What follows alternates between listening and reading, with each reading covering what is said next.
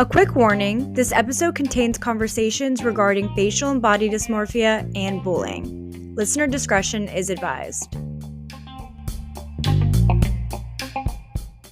Hey everyone, I'm Carmen. I'm Jackie. And I'm Emily, also known as Douglas. And we're your hosts. Welcome to Generation SOS On Record, a podcast that invites people to share their uncensored stories about mental health and substance use.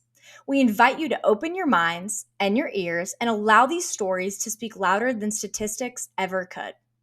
I never really had someone that was going through the same that thing. Musicians feel deeper. You kind of feel like you can't tell anyone, which is like the opposite of what you should do. Saying that I was too young to have been included in a conversation, which I kind of call bullshit on. Okay, welcome Sydney to our podcast. We are really, really excited to have you here. Where are you right now in the world? How old are you? What stage of life are you in right now?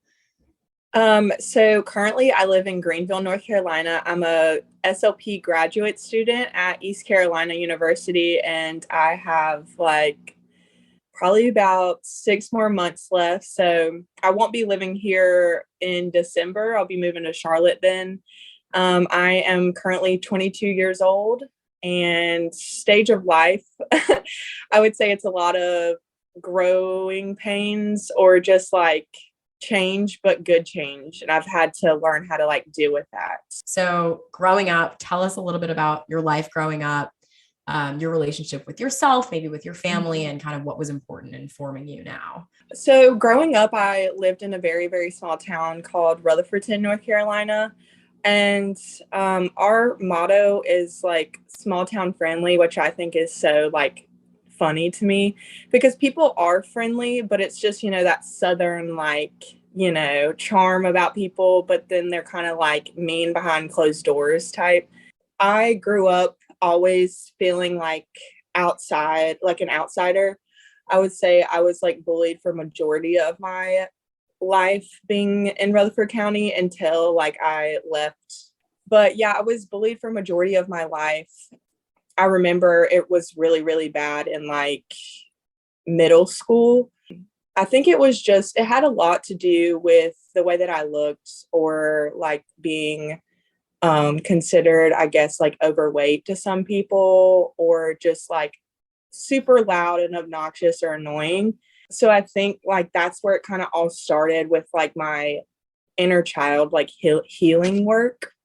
And then to top it all off of that, my background with getting started with mental health was whenever I was I was 13, and something had happened in my family where I was exposed to someone who had depression, and I just had to kind of step up for my family in certain ways, and just seeing the way that it affects someone. And I never knew that mental health was a thing until I saw that and saw them breaking down, crying in tears, people thinking that they had just taken too much of their medication, which that's really not the case, and seeing such a stigmatized version of what people thought mental health was and compared to what it is now, which I feel we've seen a positive shift towards that. But that was my earliest memory of seeing what mental a negative impact on your childhood, what other people say to you, kind of it's a huge perfect snowball of things that can lead to you having depression or just other mental health issues.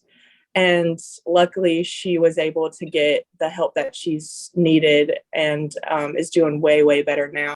I think at a very young age, I grew up super fast because of that. Got into therapy whenever I was 13 and had been in it ever since, which I was super thankful about. But I've also had my own mental health struggles just from I guess the stages of life, which that's why I feel I'm so interested in psychology and always wanting to research and look into the way that why humans are the way that they are. Can you explain to us and whoever's listening what inner child work is? The way that you grow up as a child, let's say something traumatic happens to you, or you weren't able to express like your emotions as a child in a certain way, but it's not like, it's like things that you don't even realize like affect you as a child, but it kind of follows you into your adulthood life. And so you're trying to, that's like the whole subconscious thing behind it. It's like you have these subconscious ways that you're programmed, and it's just about untying that rope to allow yourself to be the most authentic, vulnerable person or like human that you want to be, or be whoever you want to be. I feel like that was like the best way to probably put it. No, it makes sense. Yeah. What was your reaction at that time? You were being called names and being called labels and titles. How did you react? Like, how did you cope, or how did you cope in an unhealthy way? I think I coped with humor a lot of the times, like was such a people pleaser at the time. And so that also spiraled into my adult life. I always wanted to fit in. And so I would do anything to fit in with the people that I thought were super cool. I would kind of like act out, like whether that be at church or like school, being like the class clown that people kind of wanted me to be. And they kind of used me for it. And so I didn't really like realize that. And they weren't like really my friends. So I would just kind of just like be a little bit mean to myself and just kind of do anything to fit in with that crowd, basically. I think that's what I would do. I think I remember the first time like I realized that something like needed a change, and I felt like it was whenever I moved away from the small town and I was able to find my individuality and find the people where I felt like celebrated. I just started to love the things that were unique about me instead of like hating them. And I felt like a lot of it has to do with like, I would say it started like really my senior year of college, and a lot of it with my graduate school career and just like moving away and finding the people who do support me and supporting myself. Like number one, I feel like I've been able to find myself a lot by just kind of being alone and writing and journaling about my feelings and going to therapy and talking about that inner child work and learning how to not people please and how that goes into my relationships with people. So just kind of like doing a lot of inner work or just having a lot of self-reflection. All the inner work that you've done, which is absolutely amazing. Once you worked on yourself, what has that created for you? I think it's created, honestly, opportunities. I have always been interested in art and posting things on social media and kind of just putting myself out there and finding a community where we all support one another and understand one another and have common interests. Put myself in opportunities where I felt like I would have never, I felt like I probably never thought I would be in.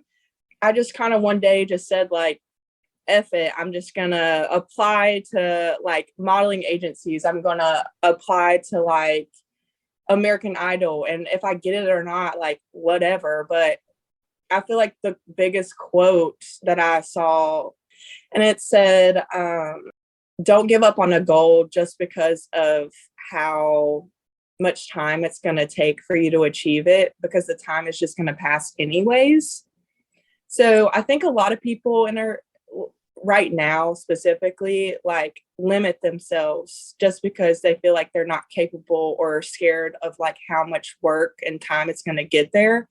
But I think that they often don't see like the other side of it where there's regret or like what could happen if you do try to go for it.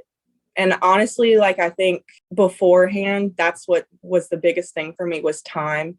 And I was like, well, I'm going to do this tomorrow, but I would never do it. And it was just like the act of believing in myself and like actually doing it that has gotten me as far as I have like at the moment. Correct me if I'm wrong, but you do dabble in modeling now. I do. So yeah, I'm really curious about that, especially considering your history as a child, how you grew up and got bullied. It sounds like you were bullied for your appearance. And modeling has a lot to do with appearance. On the surface level, obviously, it's a lot more than that. But how does that bring up your childhood? Do you feel like it's healing in a way? Like, tell us about the relationship between modeling and childhood. I think it is healing in a way, just because of the inner child work I had mentioned before about the, kind of like people pleasing and putting other people's opinions before my own. I've been able to just like push myself to get outside of my comfort zone. But I think I've gotten to the point where it's just like rejection is redirection. In the modeling industry, there is a lot of rejection. I've been rejected from modeling agencies like 50,000 times. And that's just the realm of the industry that I'm like getting into. And it only takes one yes to get, kind of somewhere. So I feel like it, in a way, it's taught me a lot about life. And like, if you really want something, you just got to work super hard for it. It's not just going to come like super easy. But I think it also comes down to like that self-awareness of knowing whenever social media or like looking at someone else's modeling career or someone else's achievements like gets super toxic to you and negative. And although the modeling industry does have a lot to work on with inclusion and diversity and different body sizes and different faces and different things like that, I do think that I have a responsibility and other people have a responsibility to be self-aware and know when comparison and consuming too much social media becomes negative and toxic to your own mental health. On that topic, I'm fascinated by this. Carmen, jump in if you want to jump ship, but I'm fascinated by this. Carmen reached out to you before this, like, what do you want to talk about a little? And one of the things you mentioned was facial dysmorphia and body dysmorphia. Facial dysmorphia for me and body dysmorphia has a lot to do with how I grew up as a kid or how I was seen and like other people's opinions of me. And also the fact that whenever I was in college, I lost about like 50 pounds from freshman I think it was sophomore to junior year. And not a lot of it, but I would say about 10 pounds had a lot to do with my anxiety. And just, it wasn't the fact that I wasn't eating, because I was eating a ton. It was just the fact that I think the adrenaline and like me worrying about the future so much, like all the time, to where it became like debilitating, made me lose weight. I guess it would be, yes, in an unhealthy way. And there was like no cause behind it. Like I was going to doctors all the time trying to figure out why I'm losing this much weight, but I'm sitting here in front of my parents, like eating 3 meals a day, whether that be like Zaxby's, McDonald's, like literally the whole 9 yards. And it was just like a difficult, like weird time for me in the summer, because I was really just trying to figure out why my body was reacting this way. And I didn't realize that anxiety has physical symptoms, which is crazy. That was the summer I realized I had bad anxiety. And then the rest was just kind of like up to me. I decided I wanted to be a healthier version of me. And so I had ended up losing that 50 pounds. And so from then on, it was kind of a weird, like mental obstacle for me to get over, I guess, just because whenever you go from being what other people considered like thick, I guess, to being, I guess now people would positively comment on my body all the time. They would be like, wow, you lost so much weight. Like you look so thin, you're so skinny. Like, what did you do? And I feel like I struggled a lot with in my head, like, okay, but why am I getting all this positive attention now whenever I was getting negative attention whenever I was bigger, or no attention like at all?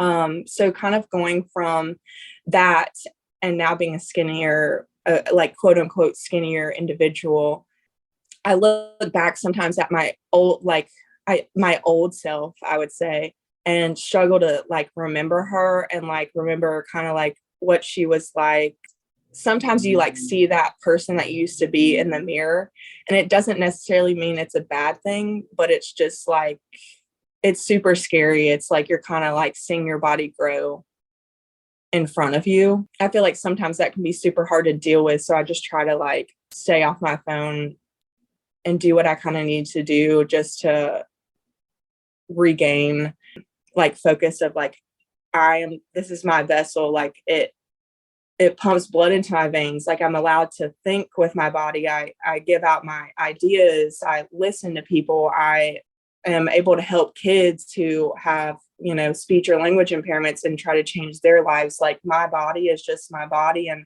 that's what it is. It doesn't determine my value, if that makes sense. So I just try to remind myself that, but whenever I have those like episodes, and a lot of it is around whenever I have like my period. So it's like, it's the weirdest thing. I'm pretty sure it's called menstrual dysmorphic disorder, which Dixie D'Amelio, I think, just came out saying that she had it too, but it's very, very common.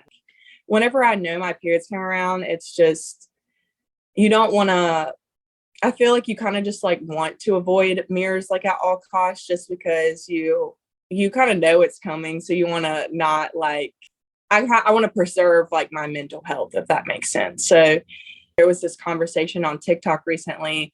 They were talking about like how thin is like back in, or like curvier bodies were like, a trend. And it's like, why are bodies trends? I just feel like that's so odd to me. Right. Carmen's snapping. Carmen's doing her little snap thing that she does when she likes something. Having gone through your mental health, like your relationship to mental health as a kid, being a model, body dysmorphia, facial dysmorphia, have you ever turned to anything perhaps unhealthy, or some sort of coping mechanism that you wish you never had, or that you're still stuck in, even if that's like, some ritual in the morning that you wish you could just break? I think I would like think about what food's healthy or like what food's unhealthy, and not just like enjoy the food. And I realized that it was kind of like ruining some of like my outings with my friends, like if they want to go out to eat and then like enjoy that, then like I realized that I struggled with it. And felt guilt, like if I ate something that was like considered, I guess, like greasy or whatever, just because of I was so uneducated, like at the time about it. And I'm pretty sure the term is called like orthorexia, which is like you have an over fixation on like a ritual food, a ritual like workout routine, ritual diet, like just different things like that. So you only eat these certain foods because you feel like it's got like some type of security to you. I think like I would turn to that sometimes just because it made me feel like I had control. I feel like I'm definitely in a better place mentally with it.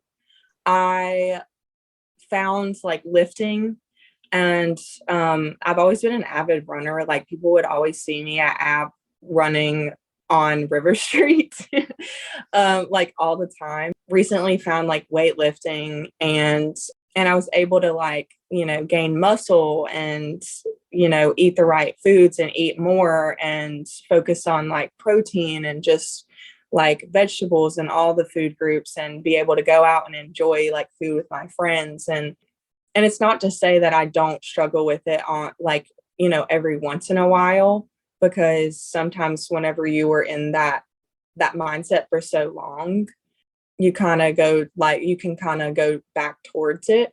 But I think I'm in a much, much better place now than where I was whenever I was younger and in undergraduate school. A year ago, I posted like this video on my Instagram, and it was like a reel of me and my friends at the beach. And someone had messaged me that I had known, accused me of like having like an eating disorder, which is like basically saying I was like appropriating it and that I needed to get help and like all this stuff. And I feel like if there's anyone out there who is struggling with food, you think that someone is struggling with food, I feel like coming at them with that approach is not probably the best way to do that. because it was more not coming out of like concern. It was more coming toward like at me as like an attack. And I was like, this is so confusing, because I feel like even a year ago, I was experimenting and like healing myself with that area in my life. And I was just like, this is so odd. But if there is someone out there who is struggling and listening to this, you will get there at your own pace. And like, all you have to do is just find help, and therapy is like the best way possible. A lot of people can relate, especially with social media nowadays. Comparison's huge, and it's right in front of us all the time. So thank you for addressing that. What is some advice you would give to your younger self? I would probably say to her, you're allowed to like be who you want to be, like regardless of what your parents have told you. You're allowed to create and evolve, and like as a human, you're that's like what life, I feel like, is all about.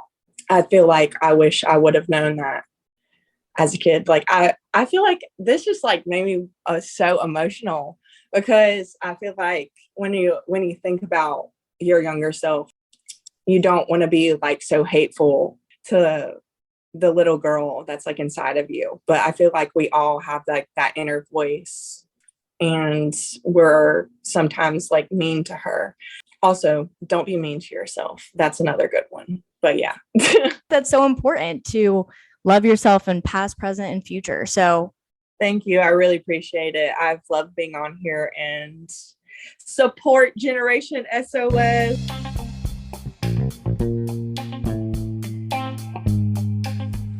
For more conversations like these, or to find a support system near you, go to generationsos.org.